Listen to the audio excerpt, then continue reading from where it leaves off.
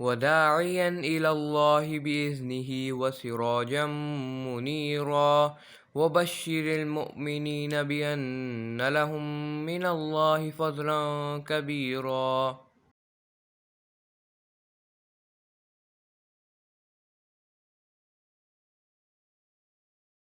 نحمده ونصلي على رسوله الكريم اما بعد فاعوذ بالله من الشيطان الرجيم بسم الله الرحمن الرحيم رب اشرح لي صدري ويسر لي امري واحلل عقدة من لساني يفقه قولي رب زدني علما اللهم فقهنا في الدين اللهم إني أسألك إيمانا لا يرتد ونعيما لا ينفد ومرافقة محمد صلى الله عليه وسلم في أعلى جنة الخلد آمین یا رب العالمین۔ باب الصدقتی علی الیتامى، یتیموں پر صدقہ کرنے کا بیان۔ قال حدثنا معاذ بن فضالة قال حدثنا هشام عن يحيى عن هلال بن أبي ميمونة قال حدثنا عطاء بن يسار أنه سمع أبا سعيد الخدري رضي الله عنه يحدث أن النبي صلی اللہ علیہ وسلم، ابو سعید خدری کو فرماتے ہوئے سنا، جو راوی ہیں عطاء بن یسار، انہوں نے کہ ایک دن نبی صلی اللہ علیہ وسلم جلس ذات یوم علی المنبر، بیٹھے تھے ایک دن ممبر پر، وجلسنا حولہ، اور ہم آپ صلی اللہ علیہ وسلم کے ارد گرد بیٹھے تھے۔ فقال، تو آپ صلی اللہ علیہ وسلم نے فرمایا، ان مما اخاف علیکم من بعدی، بے شک جس سے میں ڈرتا ہوں تمہارے بارے میں اپنے بعد، ما یفتح علیکم، وہ یہ ہے کہ تم پر کھول دیا جائے گا، من زہرت الدنیا، دنیا کی رونقوں میں سے، وزینتہا، اور اس کی زیبائش میں سے۔ فقال رجل، تو ایک آدمی نے کہا، یا رسول اللہ، اے اللہ کے رسول صلی اللہ علیہ وسلم، او یأتی الخیر بالشر، کیا خیر شر لے آئے گی؟ یعنی مال تو خیر ہے، مال کے آنے سے شر کیسے آ سکتا ہے؟ فسکت النبی صلی اللہ علیہ وسلم، تو خاموش رہے نبی صلی اللہ علیہ وسلم۔ فقیل لہ، تو اس شخص سے کہا گیا، ما شأنک، یہ تمہارا کیا حال ہے؟ تکلم رسول اللہ صلی اللہ علیہ وسلم، تم کلام کر رہے ہو رسول اللہ صلی اللہ علیہ وسلم کے ساتھ، ولا یکلمک، اور وہ تم سے واپسی کلام نہیں کر رہے۔ سو بیسیکلی وہ اس کو ریپریمانڈ کر رہے تھے کہ تم نے نبی صلی اللہ علیہ وسلم کے ادب کے خلاف کیا ہے، اور دیکھو تم نے بات کی اور نبی صلی اللہ علیہ وسلم نے جواب نہیں دیا ہے۔ فرأینا، تو پھر ہم نے دیکھا، انہو ینزل علیہ، کہ ان پر وحی نازل کی جا رہی تھی۔ قال، تو پھر وہ راوی کہتے ہیں، فمسح عنہ الرحضاء، تو آپ صلی اللہ علیہ وسلم نے اپنے اوپر سے پسینہ پونچھا۔ فقال، یعنی جب وحی ختم ہوئی، فقال، تو آپ نے فرمایا، این السائل، کہاں ہے سوال کرنے والا؟ کأنہ حمدہ، گویا کہ آپ اس کی کچھ تعریف کر رہے تھے، ایک طرح سے یہ تھا کہ تمہارا سوال اچھا ہے۔ فقال، تو پھر فرمایا،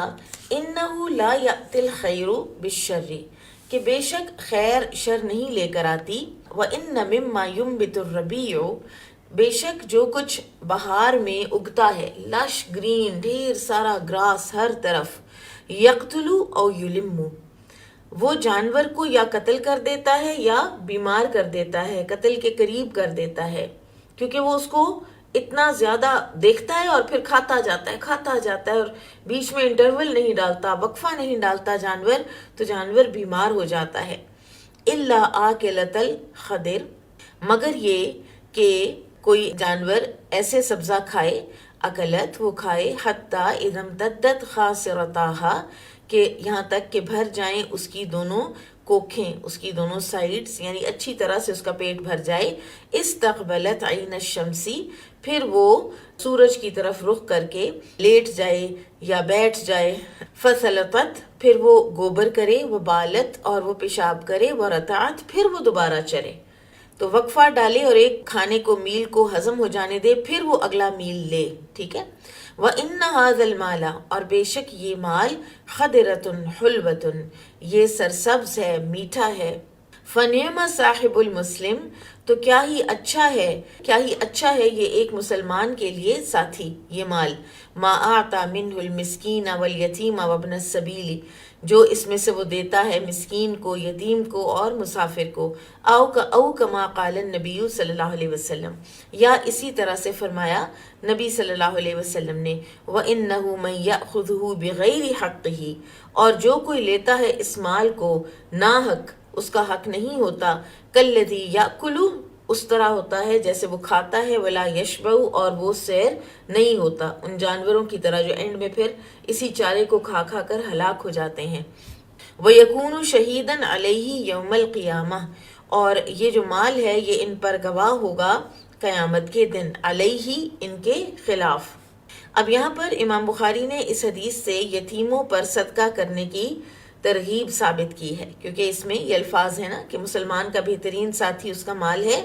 جبکہ وہ اسے مساکین، یتامہ اور مسافروں میں خرچ کرے۔ پھر اسی طرح سے اس حدیث میں رسول اللہ صلی اللہ علیہ وسلم نے 2 قسم کے لوگوں کی مثال دی ہے، ایک وہ جو دنیا حاصل کرنے ہی میں لگ جاتے ہیں، سارے حقوق بھی برباد کرتے ہیں، بخل سے کام لیتے ہیں، اور ایسے شخص کا انجام جو ہے وہ اس طرح کی ہلاکت ہے جس کا کہا گیا ہے وَإِنَّ مِمَّا يُنْبِتُ الرَّبِيُّ يَقْتُلُ أَوْ يُلِمُّ، کہ اتنا وہ مال اکٹھا کرتا ہے لیکن اس مال کو کیونکہ وہ صحیح طور پر استعمال نہیں کرتا یا اپنے پاس آنے کے بعد اس کو صحیح طور پر مختلف جگہوں پر نہیں لگاتا، تو وہ مال اس کے لیے ہلاکت کا باعث ہوتا ہے۔ پھر اسی طرح سے وہ شخص جو دنیا حاصل کرنے میں میانہ روی سے کام لیتا ہے اور ناجائز ذرائع سے دولت جمع کرنے کی کوشش نہیں کرتا، ٹھیک ہے، اس کے سامنے حلال رزق آتا ہے، حلال رزق کو وہ کماتا ہے اور مال کا حق بھی ادا کرتا رہتا ہے، تو ایسا شخص بھی جو ہے وہ دنیا کے وبال سے بچ جاتا ہے، نجات پا جاتا ہے۔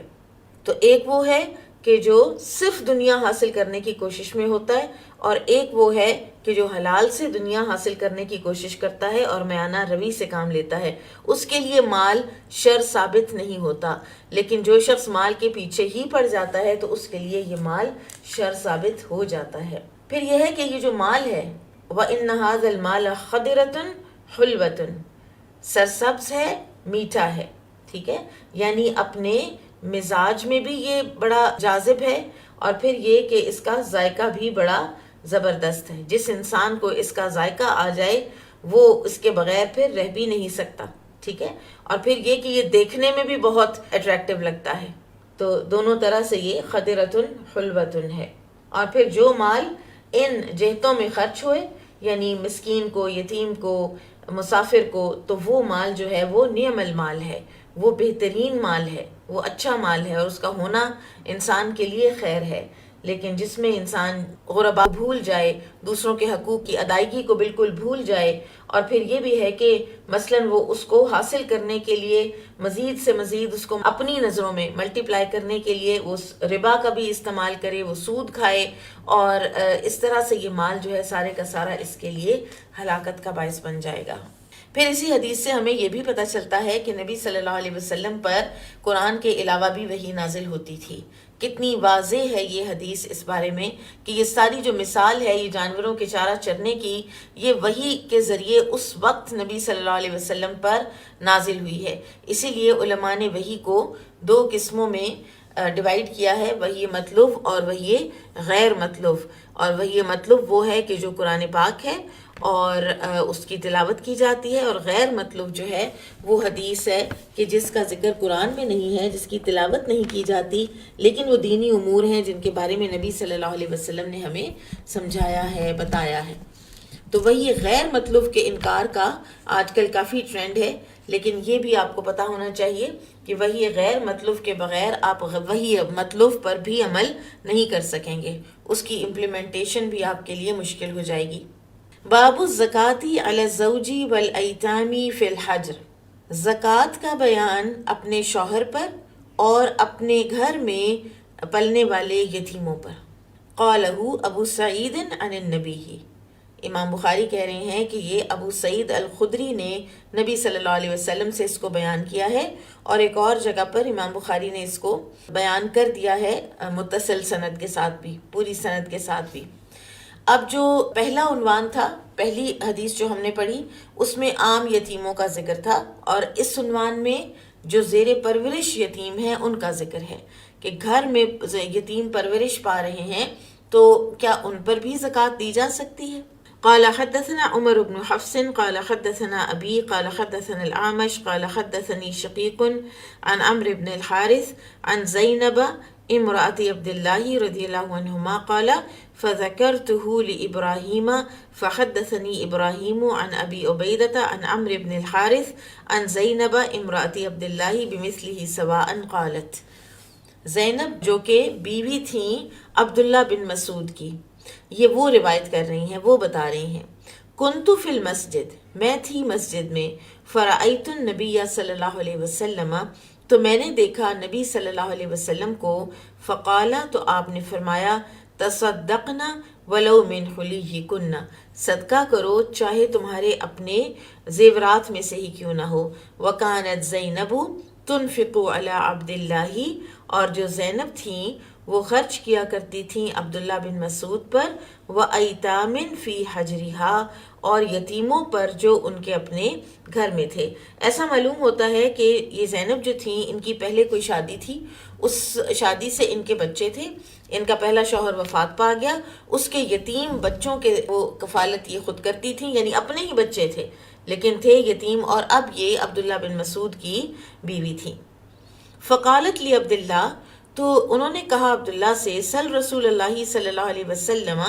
رسول اللہ صلی اللہ علیہ وسلم سے پوچھ کر آؤ، ایجزی انی ان انفق علیک، کہ کیا مجھے یہ کفایت کرے گا اگر میں خرچ کروں تم پر، وعلی ایتام فی حجری، اور ان یتیموں پر جو میرے اپنے گھر میں ہیں، من الصدقہ، صدقہ میں سے، فقال، تو انہوں نے کہا، سلی انتی رسول اللہ صلی اللہ علیہ وسلم، خود ہی جا کر پوچھ لو رسول اللہ صلی اللہ علیہ وسلم سے، کیونکہ ظاہر ہے کہ اس میں ان کا بینیفٹ تھا، ان کا فائدہ تھا عبداللہ بن مسعود کا، تو اپنے لیے ایک بات پوچھنے سے ان کو جیسے جھجک آئی تو انہوں نے کہا خود ہی پوچھ لو۔ فانطلقت الی النبی صلی اللہ علیہ وسلم، تو وہ کہتی ہیں کہ میں چلی نبی صلی اللہ علیہ وسلم کی طرف، فوجدت امرأة من الانصار علی الباب، تو آپ صلی اللہ علیہ وسلم کے دروازے پر میں نے پایا ایک انصاری عورت کو، یعنی ایک انصاری عورت جو ہے وہ دروازے پر موجود تھی میرے سے پہلے، حاجتها مثل حاجتی، اس کی حاجت بھی میری حاجت ہی کی طرح کی تھی، اس کی حاجت بھی میری حاجت ہی کی طرح تھی، فمر علینا بلال، تو ہم پر ہمارے پاس سے گزرے بلال، یعنی ایسا معلوم ہوتا ہے کہ جیسے یہ اپنی اسی سوچ میں تھیں کہ اب ہم کیا کریں، تو بلال رضی اللہ عنہ پاس سے گزرے، فقلنا، تو ہم نے کہا، سلن نبی صلی اللہ علیہ وسلم، نبی صلی اللہ علیہ وسلم سے پوچھ کر بتاؤ، ایجزی عنی ان انفق علی زوجی، کیا میرے لیے یہ کافی ہو جائے گا کہ اگر میں خرچ کروں اپنے شوہر پر، و ایتام لی فی حجری، اور وہ یتیم جو میرے اپنے گھر میں ہیں، وقلنا، اور ہم نے کہا، لا تخبر بنا، ہمارا نہ بتانا کہ ہم پوچھ رہے ہیں، اللہ عالم، لیکن یہ ہوتا ہے بعض اوقات انا کا مسئلہ بھی ہو جاتا ہے، بعض اوقات امبیرسمنٹ ہوتی ہے، جو بھی وجہ ہوئی تو دونوں نے یہی کہا۔ فدخل، تو وہ داخل ہوئے بلال، فسألہ، تو نبی صلی اللہ علیہ وسلم سے سوال کیا، فقال، تو آپ نے پوچھا، من ہما، کون ہے یہ دونوں، سوال کون کر رہی ہیں، قال زینب، تو انہوں نے کہا زینب، بلال رضی اللہ عنہ نے عرض کی زینب، اور ان دونوں کا نام زینب تھا، قال ای الزیانب، پھر مزید آپ صلی اللہ علیہ وسلم نے پوچھا کون سی زینبوں میں سے، زینب تو کئی ہیں مدینہ میں، یہ کون سی زینب ہیں جو یہ سوال کر رہی ہیں، قال امرأۃ عبداللہ، تو انہوں نے کہا عبداللہ بن مسعود کی بیوی ہیں، قال نعم، تو آپ نے جواب میں فرمایا ہاں، ولہا اجرانی، اور اس کو بلکہ دوہرا اجر ملے گا، اجر القرابتی، قرابت داری کا اجر، صلہ رحمی کا اجر، و اجر الصدقہ، اور صدقہ کرنے کا بھی اجر ملے گا۔ تو ایک عورت جو ہے وہ کیونکہ کسی کی شرعاً کفیل نہیں ہوتی تو اس لیے وہ اپنے غریب شوہر کو بھی دے سکتی ہے اور اپنے ہی یتیم بچوں کو بھی اپنی زکوٰۃ میں سے دے سکتی ہے۔ قال حدثنا عثمان بن ابی شیبۃ قال حدثنا عبدۃ عن ہشام عن ابیہ عن زینب بنت ام سلمۃ عن ام سلمۃ قالت ام سلمہ سے روایت ہے، انہوں نے کہا قلتو، میں نے پوچھا یا رسول اللہ، اے اللہ کے رسول، علی اجرن، کیا مجھے اجر ملے گا، ان انفق علی بنی ابی سلمۃ، کہ اگر میں ابو سلمہ کے بچوں پر خرچ کروں گی، انہم بنیہ، کہ وہ میرے بھی بچے ہیں۔ تو ابو سلمہ جو ہیں یہ احد میں شہید ہو گئے تھے، اور ان کی شہادت کے بعد، وفات کے بعد، نبی صلی اللہ علیہ وسلم نے ام سلمہ رضی اللہ عنہ سے نکاح کیا تھا، اور ان کے 4 بچے تھے ابو سلمہ سے، ٹھیک ہے۔ تو ان کے بارے میں انہوں نے سوال کیا، اور یہ سب نبی صلی اللہ علیہ وسلم کے ربیب تھے، یعنی آپ صلی اللہ علیہ وسلم کے گھر میں پلے ہیں یہ۔ فقال انفقی علیہم، تو آپ صلی اللہ علیہ وسلم نے فرمایا ہاں خرچ کرو ان پر، فلکی اجرو ما انفقتی علیہم، تو تمہیں اجر بھی ملے گا جو کچھ بھی تم ان کے اوپر خرچ کرو گی۔ اب ان روایات سے معلوم یہ ہوتا ہے کہ صدقہ اور خیرات فرض ہو یا نفل، بیوی اپنے غریب خاوند اور ماں اپنے غریب بچوں کو، یتیموں کو یا اپنے غریب بچوں کو دے سکتی ہے، ٹھیک ہے، کیونکہ بیوی کے ذمے اپنے شوہر کی کفالت نہیں ہے، اور نہ ہی ماں کے ذمے اپنے بچوں کی کفالت ہے۔ اور کچھ جو علماء ہیں انہوں نے ان احادیث سے مراد لی ہے کہ یہ نفل صدقہ ہے، لیکن امام بخاری اس کو یہاں کیوں لائے ہیں؟ کیونکہ وہ یہ باور کرانا چاہتے ہیں کہ یہاں پر زکوٰۃ مراد لی گئی ہے، ٹھیک ہے، کہ کوئی بھی صدقہ جو ہے وہ عورت جو ہے وہ اپنے شوہر کو بھی دے سکتی ہے اور اپنے غریب بچوں کو بھی دے سکتی ہے، چاہے وہ نفلی ہو چاہے وہ فرض ہو، ٹھیک ہے۔ اور حدیث کے جو ظاہری الفاظ ہیں ان سے بھی امام بخاری ہی کے موقف کی تائید ہوتی ہے۔ اب 2 روایات ہیں، ایک یہ ہے کہ ابو سعید خدری والی حدیث میں تھا، ہم نے پیچھے پڑھی تھی کہ حضرت زینب جو ہیں انہوں نے خود رسول اللہ صلی اللہ علیہ وسلم سے سوال کیا تھا، اور اب یہ دوسری حدیث ہے کہ بلال رضی اللہ تعالیٰ عنہ کو کہا، تو ان کی تطبیق ایسے کی گئی ہے کہ ایسا معلوم ہوتا ہے کہ یہ 2 الگ الگ واقعات ہیں، ہو سکتا ہے انہوں نے پہلے خود پوچھا ہو اور بعد میں بلال رضی اللہ عنہ سے کہا ہو، یا پہلے بلال سے کہا ہو اور بعد میں خود سوال کیا ہو رسول اللہ صلی اللہ علیہ وسلم سے۔ حدیث کے الفاظ سے یہی معلوم ہوتا ہے کہ یہ 2 الگ واقعات ہیں، ایک واقعے میں صدقے کے متعلق سوال کا ذکر ہے، اور دوسرے میں نفقے کے متعلق دریافت کیا گیا ہے کہ ایسا کرنے سے اللہ کے ہاں اجر ملے گا یا نہیں ملے گا۔ اور پھر یہ کہ ایک تو یہ زینب تھی نا جو عبداللہ بن مسعود کی بیوی تھی، دوسری خاتون جو تھیں وہ ابو مسعود عقبہ بن عمرو انصاری کی بیوی تھیں، اور ان کا نام بھی زینب تھا۔ باب قول اللہ تعالی وفی الرقاب والغارمین وفی سبیل اللہ، اللہ سبحانہ و تعالیٰ کے اس فرمان کے حوالے سے کہ غلاموں کو آزاد کرنے میں، قرض داروں کو نجات دلانے میں، اور اللہ کی راہ میں، یعنی یہ مدات ہیں زکوٰۃ کی، یہاں زکوٰۃ لگائی جا سکتی ہے۔ وَيُذْكَرُ عَنِ ابْنِ عباس رضی اللہ عنہما، اور ذکر کیا جاتا ہے، میں نے آپ کو بتایا تھا نا کہ یہ جہاں امام بخاری یذکر یعنی مجہول کا صیغہ لاتے ہیں تو اس سے ان کی مراد یہ ہوتی ہے کہ یہ جو سند ہے یہ میرے معیار کے مطابق تو نہیں ہے، لیکن بہرحال دوسرے علماء نے اس کو یا دوسرے محدثین نے اس کو ذکر کیا ہے۔ یوتق من زکاتی مالہ، کہ وہ غلام آزاد کروائے اپنے زکوٰۃ کے مال میں سے، ویعطی فی الحج، اور حج میں بھی دیا کرے، حج کرنے کے لیے بھی دیا کرے۔ وقال الحسن، اور حسن کہتے ہیں ان اشترى اباہ من الزکاة جازا، یعنی حسن البصری کہتے ہیں کہ اگر مال زکوٰۃ سے وہ اپنا باپ جو غلام ہو اس کو خرید کر آزاد کرے تو یہ بھی جائز ہے۔ وَيُعْطِي فِي الْمُجَاهِدِينَ، اور مجاہدین کے کاموں میں زکوٰۃ کو دیا جائے۔ وَالَّذِي لَمْ يَحُجَّ، اور وہ جس نے ابھی حج نہیں کی۔ ثُمَّ تَلَا، پھر آپ نے یہ تلاوت فرمائی إِنَّمَا الصَّدَقَاتُ لِلْفُقَرَاءِ، اور آیت کے آخر تک۔ فِي أَيِّهَا أَعْطَيْتَ جَزَتْ، پھر فرمایا کہ جس میں بھی ان مدات میں سے جس میں بھی تم خرچ کرو گے تمہیں جزا دی جائے گی۔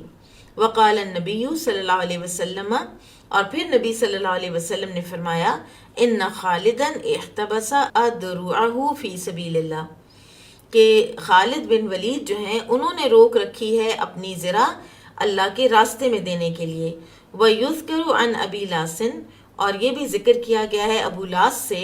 حملنا النبی،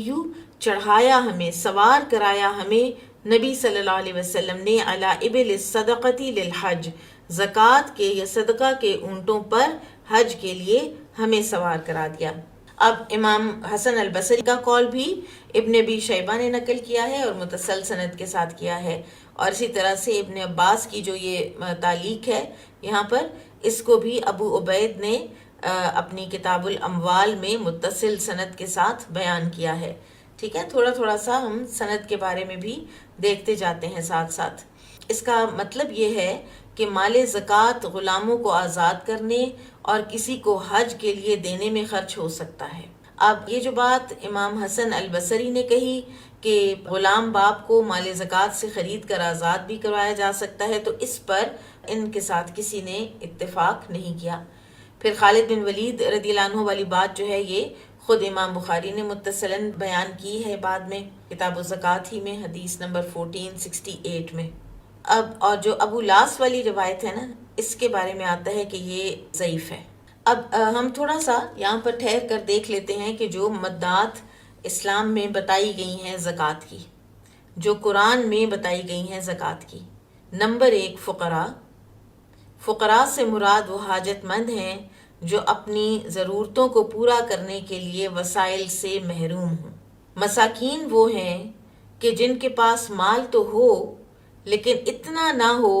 کہ جو ان کو کافی ہو سکے۔ آگے مسکین کی انہی احادیث میں ہی جب ڈیفینیشن آئے گی تو آپ کو مزید مسکین کا سمجھ آ جائے گا۔ ان کے پاس ہو سکتا ہے کوئی چھوٹا موٹا کچھ گھر یا کوئی چیز ہو بھی صحیح، لیکن اگر گھر ہے تو فیس کے پیسے نہیں ہیں، فیس کے ہیں تو کھانے کے نہیں ہیں، بل کے نہیں ہیں، ٹھیک ہے، تو ایسے لوگ جو ہیں وہ سفید پوش جن کو کہا جاتا ہے۔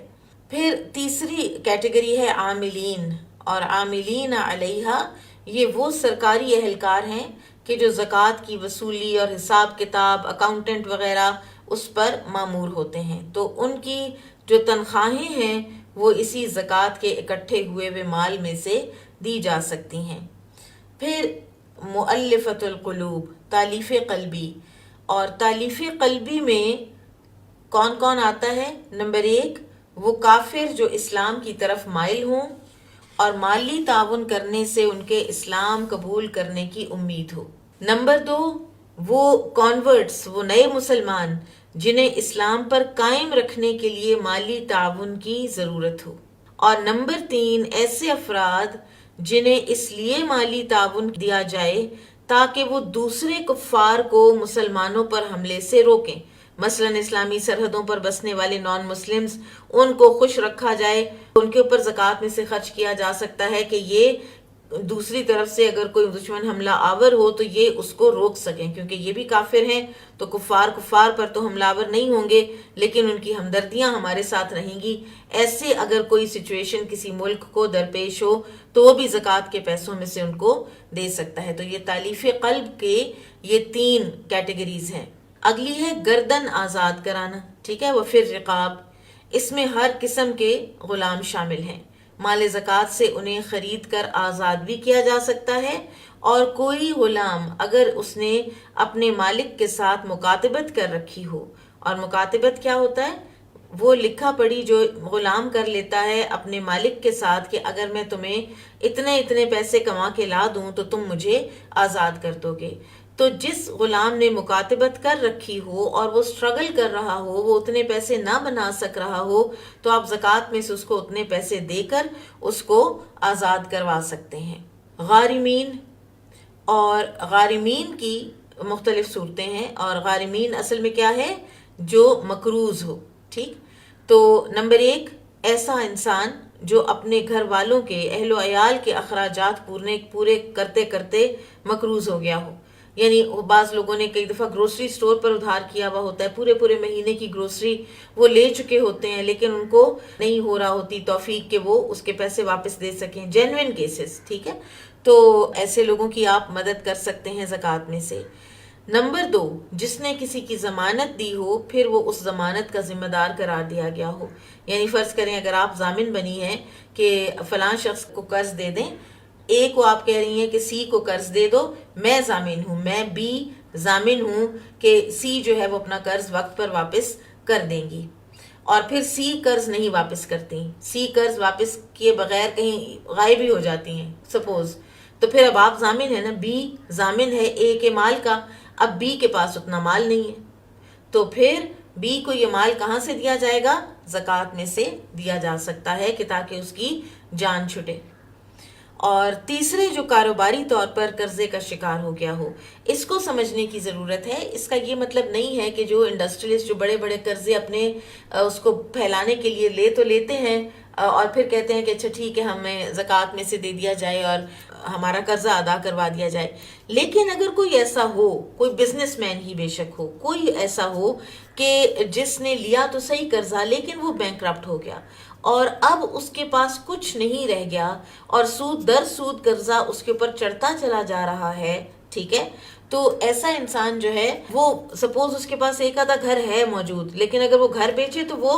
آسمان کے نیچے آ جائے، اس کے پاس اس کے علاوہ اور کوئی جگہ بھی نہ ہو کہیں جانے کے لیے، تو پھر ایسے انسان کے لیے بھی زکوٰۃ میں سے اس کا قرضہ چکایا جا سکتا ہے۔ ایسے لوگ جو ہیں یہ پیرنٹلی بعض اوقات آپ کو مالدار بھی نظر آئیں گے، لیکن انسان کے اوپر کسی قسم کا بھی وقت جو ہے نا وہ آ سکتا ہے۔ فی سبیل اللہ،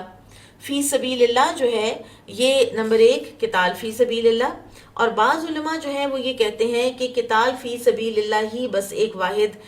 فی سبیل اللہ کی مد ہے، لیکن دوسرے علماء یہ کہتے ہیں کہ نہیں، جس طریقے سے بھی اعلاء کلمت اللہ ہو رہا ہے، غلبہ اسلام کے جو بھی طریقے اختیار کیے جا رہے ہوں، چاہے وہ جہاد و قتال کا عمل ہو یا درس و تدریس کا عمل ہو، تو اس میں زکوٰۃ کے پیسے لگائے جا سکتے ہیں۔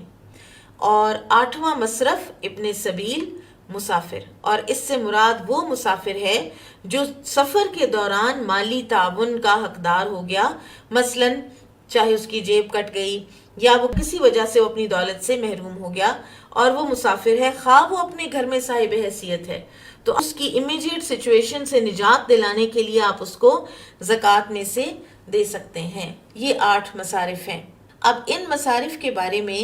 یہ بھی کہا گیا ہے کہ جس طرح سے ان کی ترتیب ہے اسی ترتیب سے ہی ان کو دینے بھی چاہیے، اور یہ ضروری نہیں ہے کہ آپ اپنی زکوٰۃ 8 کے 8 مصارف میں دیں، although ایک امام الشافعی کا غالباً یہ قول ہے بھی صحیح، لیکن آپ سارے کے ساری زکوٰۃ ایک مصرف میں بھی دے سکتی ہیں، صرف فقراء کو دے سکتی ہیں، ٹھیک ہے،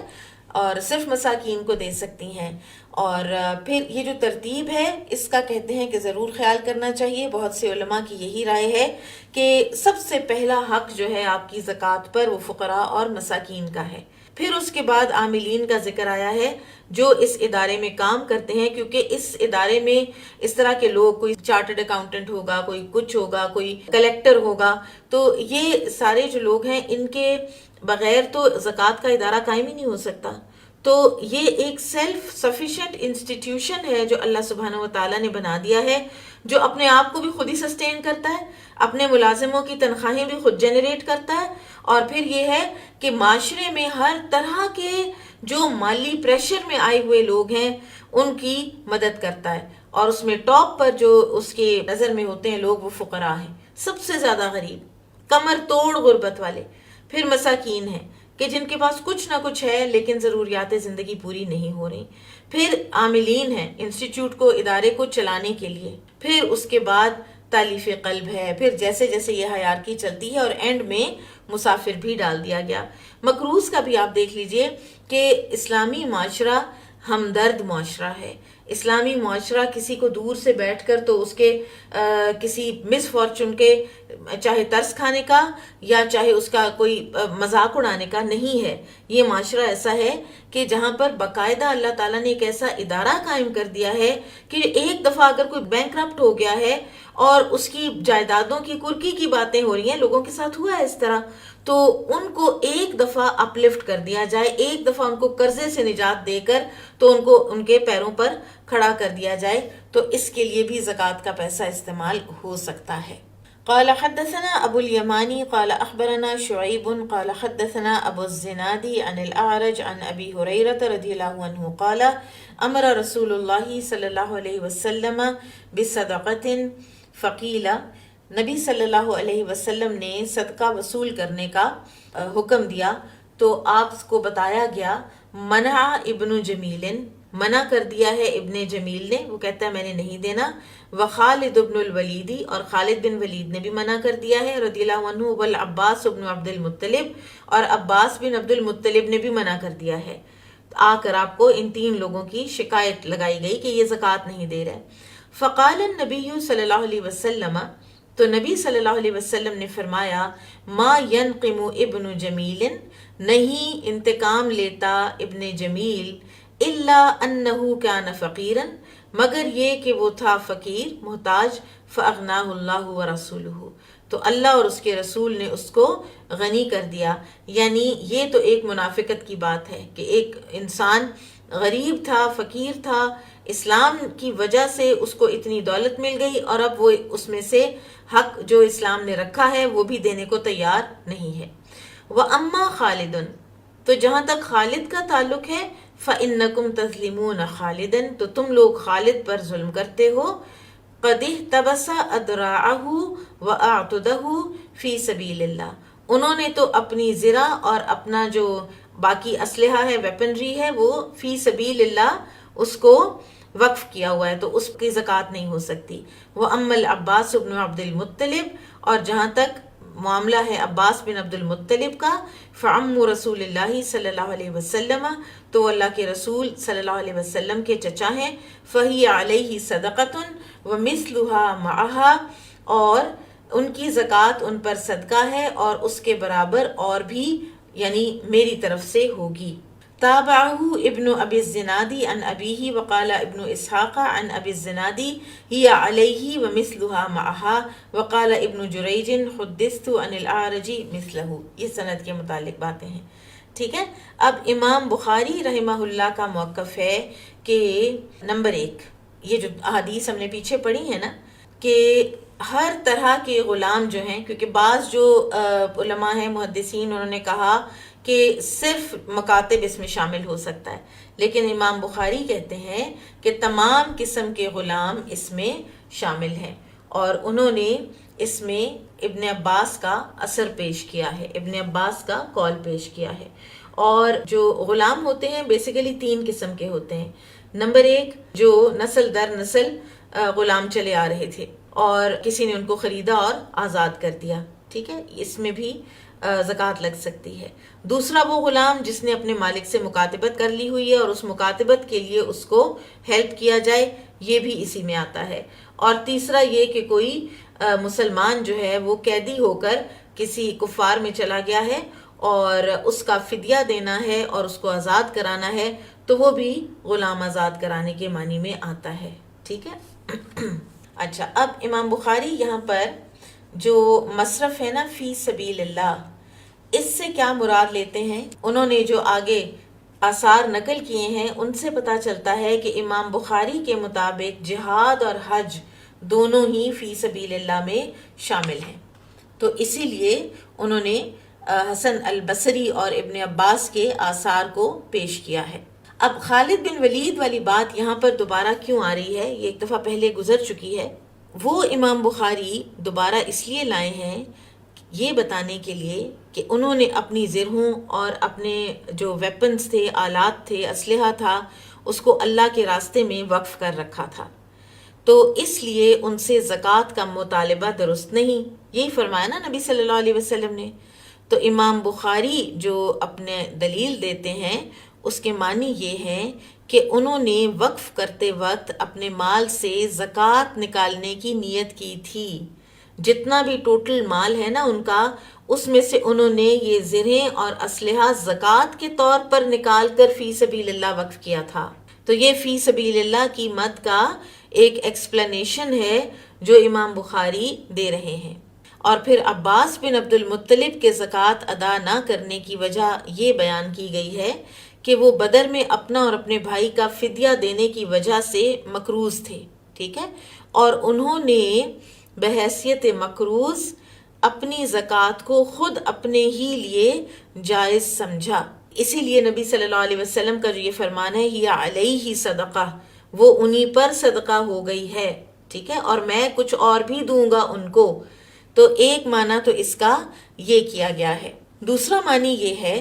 کہ جو آپ صلی اللہ علیہ وسلم نے فرمایا نا کہ عباس رضی اللہ تعالیٰ عنہ، عباس بن عبد المطلب نے زکوٰۃ دینے سے منع کر دیا، انہوں نے کہا میں نے نہیں دینی، آپ کے پاس کیس آیا تو آپ نے فرمایا کہ عباس کی زکوٰۃ کی فکر نہ کرو، وہ میرے ذمے ہی، کیونکہ وہ میرے چچا ہیں، میں دوں گا زکوٰۃ عباس کی، اور چچا جو ہے وہ باپ کی طرح کا ہوتا ہے، تو اس لیے میں نے دی یا عباس رضی اللہ عنہ نے خود دی، ایک ہی بات ہے۔ تو نبی صلی اللہ علیہ وسلم نے عباس رضی اللہ عنہ کی زکوٰۃ جو ہے وہ اپنے ذمے لے لی۔ اب اس میں نا ایک جو بات بڑی خوبصورت شیخ عثیمین نے کہی ہے، وہ کہتے ہیں کہ حضرت عمر رضی اللہ تعالیٰ عنہ جو تھے، حضرت عمر رضی اللہ تعالیٰ عنہ، وہ جب کبھی بھی بحیثیت خلیفہ کوئی بھی ایسا کوئی بل پاس کرنا ہوتا یا کوئی لوگوں کو کسی چیز کا حکم دینا ہوتا کہ یہ کام تم لوگوں نے نہیں کرنا، تو سب گھر والوں کو جمع کرتے، سب گھر والوں کو جمع کر کے کہتے کہ لوگ جو ہے نا رعایا، وہ تم لوگوں کی طرف ایسے دیکھتی ہے جیسے پرندہ گوشت کی طرف دیکھتا ہے، اور اگر وہ تم لوگوں میں کوئی ایسی چیز پائیں گے جن سے میں ان کو منع کرتا ہوں تو وہ تم لوگوں کے اوپر حملہ آور ہوں گے اور وہ تم لوگوں کو نوچ کھائیں گے، اور اگر میں نے دیکھ لیا کہ تم لوگ وہ کچھ کر رہے ہو جس سے میں لوگوں کو منع کرتا ہوں تو میں تم لوگوں پر تعزیر لگاؤں گا، میں تم لوگوں کو سزا دوں گا۔ تو یہ جو بات ہے نا، یہ عباس رضی اللہ تعالیٰ عنہ والی، اس کے بارے میں اسی کی شرح میں شیخ عثیمین نے یہ مثال بیان کی ہے کہ رسول اللہ صلی اللہ علیہ وسلم نے اس چیز کو، جو بھی وجہ تھی عباس بن عبد المطلب کے ایک پوائنٹ ان ٹائم زکوٰۃ سے منع کر دینے کی، رسول اللہ صلی اللہ علیہ وسلم نے فوراً اس کو ریکٹیفائی کیا، اور کس طرح کیا کہ وہ میرے ذمے ہے، میں دوں گا، زکوٰۃ تو دینی ہے، اس کی معافی نہیں دی ان کو، یہ نہیں فرمایا کہ بس ٹھیک ہے نہیں دیتے تو نہ دے، میرے چچا ہیں جو مرضی ہے کریں، نہیں، آپ صلی اللہ علیہ وسلم نے فرمایا میں دوں گا۔ اور اس لیے بعض روایات میں علیہ صدقہ کی بجائے الفاظ ہیں فہیہ علیہ، کہ وہ مجھ پر ہے، میرے ذمے ہے، وہ مثلہا، اور اس کے جیسا اور بھی، کہ میں مزید بھی دے دوں گا، میں زیادہ ان کی زکوٰۃ سے دے دوں گا، لیکن میں دوں گا، کیونکہ لوگوں سے مانگی جا رہی ہے، تو یہ کیسے ہو سکتا ہے کہ چچا رسول اللہ صلی اللہ علیہ وسلم کے ان سے نہ لی جائے، اور وہ انکار کریں تو بس ان کے انکار کو مان لیا جائے، ایسا نہیں ہوگا، ان کو کچھ نہ کہو، میں ہوں نا ان کا بیٹا ایک طرح، تو میں دوں گا۔ سبحان اللہ، یہ ہوتا ہے قانون کے قائم کرنے کا اصل طریقہ۔ باب الاستعفاف عن المسألة، سوال سے بچنے کا بیان۔ قال حدثنا عبد الله بن يوسف قال أخبرنا مالك عن ابن شهاب عن عطاء بن يزيد الليثي عن أبي سعيد الخدري رضي الله عنه إن ناسا من الأنصار، کچھ لوگ، کچھ انسان انصار میں سے، سألوا رسول اللہ صلی اللہ علیہ وسلم، انہوں نے مانگا رسول اللہ صلی اللہ علیہ وسلم سے، فأعطاهم، تو آپ صلی اللہ علیہ وسلم نے ان کو دے دیا، ثم سألوه فأعطاهم، پھر مانگا پھر انہوں نے دے دیا، یعنی وہ مانگتے گئے اور آپ صلی اللہ علیہ وسلم دیتے گئے، ثم سألوه فأعطاهم، تیسری مرتبہ پھر مانگا پھر آپ صلی اللہ علیہ وسلم نے دے دیا، حتی نفد ما عنده، یہاں تک کہ ختم ہو گیا جو آپ صلی اللہ علیہ وسلم کے پاس تھا، فقالا، پھر آپ نے فرمایا، ما یکون عندی من خیر،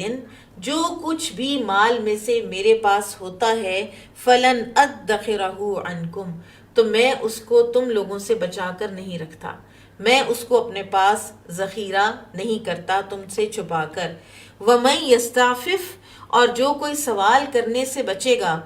یعفہ اللہ، تو اللہ اس کو سوال سے بچائے گا، ومن یستغنی، اور جو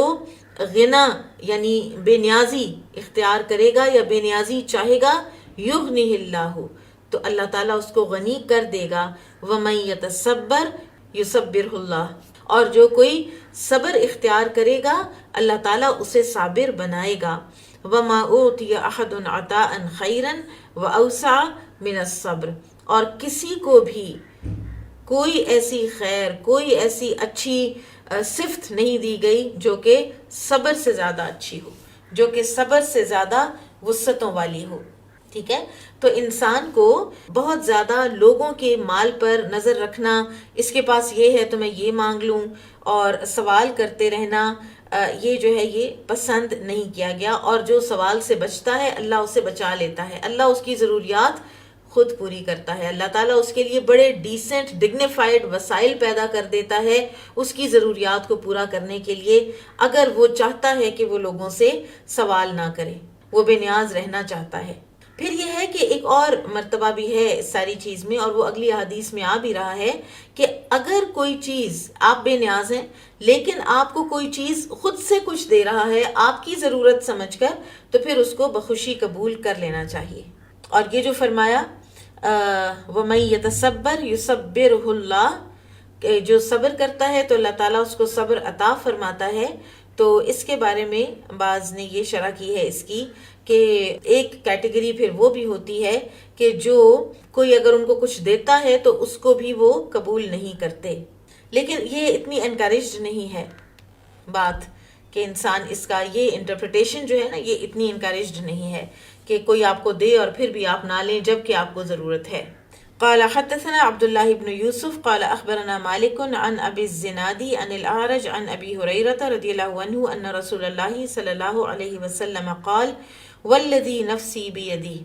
قسم اس ذات کی جس کے ہاتھ میں میری جان ہے، لأن يأخذ أحدكم حبله، یہ کہ کوئی تم میں سے ایک لے اپنی رسی، فيحتطب على ظهره، پھر وہ ایندھن جو ہے وہ اکٹھا کرے اور اٹھائے اپنی پیٹھ پر، خیر لہ، یہ اس کے لیے بہتر ہے، من ان یأتی رجلا، کہ اس سے کہ وہ آئے کسی آدمی کے پاس، فیسألہ، اور اس سے سوال کرے، آتاہ او منعہ، وہ چاہے تو اس کو دے اور چاہے تو اس کو منع ہی کر دے۔ یعنی آپ کسی سے مانگیں گے تو یا وہ آپ کو دے گا یا وہ آپ کو نہیں دے گا، یا وہ آپ کو ذرا اچھے طریقے سے دے دے گا یا وہ آپ کو جتا جتا کر دے گا۔ پھر زندگی میں کبھی آپ اس کو ملیں گے تو آپ کی نظریں اس کے سامنے کھڑی بھی نہیں ہو سکیں گی، اٹھ نہیں سکیں گی کہ اس سے میں نے مانیٹری ہیلپ لی ہے، اگر آپ کے اندر ذرا سی بھی عزت نفس ہے تو، کیونکہ ورنہ بعض اوقات تو لوگوں میں یہ بھی نہیں ہوتی، جتنا زیادہ مانگنے کی عادت پڑتی چلی جاتی ہے اتنا زیادہ ان ریزنیبل حد تک لوگ مانگتے ہی جاتے ہیں دوسرے لوگوں سے۔ تو یہ ڈسکریجڈ ہے، یہ قطعاً پسندیدہ نہیں ہے۔ اس سے بہتر ہے کہ اتنی محنت شاقہ کر لی جائے، جنگل میں جائیں، لکڑیاں کاٹیں، اپنی پیٹھ پر اٹھا کے بازار میں لائیں، ان کو بیچیں، اتنا مینیل ٹاسک کر لیں، وہ بھی بہتر ہے اس سے کہ آپ کسی سے مانگیں پیسے، جبکہ آپ ایبل باڈیڈ ہیں اور آپ کر بھی سکتے ہیں۔ قال حدثنا موسى قال حدثنا وهيب قال حدثنا هشام عن أبيه عن الزبير بن العوام رضي الله عنه عن النبي صلى الله عليه وسلم قال لأن يأخذ أحدكم حبله، یہ کہ کوئی لے تم میں سے ایک اپنی رسی، فيأتي بحزمة حطب على ظهره، اور پھر وہ اٹھائے گٹھا ایندھن کا، لکڑیوں کا اپنی پیٹھ پر، فیبیعها، پھر وہ اس کو بیچے، فیکف اللہ بہا وجہہ، تو روک لے اللہ سبحانہ و تعالیٰ اس کے ذریعے اس کے چہرے کو، روک لے، کس سے روک لے؟ مانگنے سے، خیر لہ من ان یسأل الناس، یہ بہتر ہے اس کے لیے اس سے کہ وہ لوگوں سے مانگتا پھرے، اعطوہ او منعوہ، وہ چاہیں تو اس کو دیں اور چاہیں تو اس کو نہ دیں، منع کر دیں اس کو۔ ابو ہریرہ رضی اللہ عنہ سے روایت ہے کہ نبی صلی اللہ علیہ وسلم نے فرمایا، جو آدمی اپنا مال بڑھانے کی غرض سے سوال کرتا ہے وہ اپنے لیے انگاروں کے سوا اور کوئی چیز نہیں مانگتا، اب اس کی مرضی ہے کہ انہیں کم کرے یا زیادہ کرے، انگارے کم کرے یا زیادہ کرے۔ یہ صحیح مسلم کی حدیث ہے کتاب الزکوٰۃ کی۔ اسی طرح سے سنن ابو داؤد میں آتا ہے کہ آپ صلی اللہ علیہ وسلم نے فرمایا، مانگنا ایک زخم ہے جس سے انسان اپنے چہرے کو زخمی کرتا ہے، البتہ ایسا شخص جو مجبوری کی وجہ سے سوال کرے یا سربراہی مملکت سے مانگے تو اس کے لیے کوئی حرج نہیں۔ قال حدثنا عبدان قال اخبرنا عبد الله قال اخبرنا يونس عن الزهري عن عروة بن الزبير وسعید ابن المسیب ان حکیم ابن حزام رضی اللہ عنہ قال سألت رسول اللہ صلی اللہ علیہ وسلم، میں نے مانگا رسول اللہ صلی اللہ علیہ وسلم سے، فاعطانی، تو آپ نے مجھے دے دیا، ثم سألتہ فاعطانی، پھر میں نے دوبارہ مانگا تو آپ نے مجھے دوبارہ دے دیا، ثم سألتہ فاعطانی، پھر میں نے مانگا اور آپ نے پھر مجھے دیا، ثم قال، پھر چوتھی بار تیسری بار دینے کے بعد آپ نے فرمایا یا حکیم، اے حکیم، ان ھذا المال خضرۃ حلوۃ، یہ جو مال ہے نا یہ بڑا سرسبز ہے اور بڑا میٹھا ہے،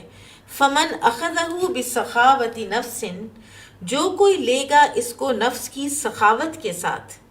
بورک لہ فیہ، تو اس میں اس کے لیے برکت ڈالی جائے گی، ومن اخذہ باشراف نفس،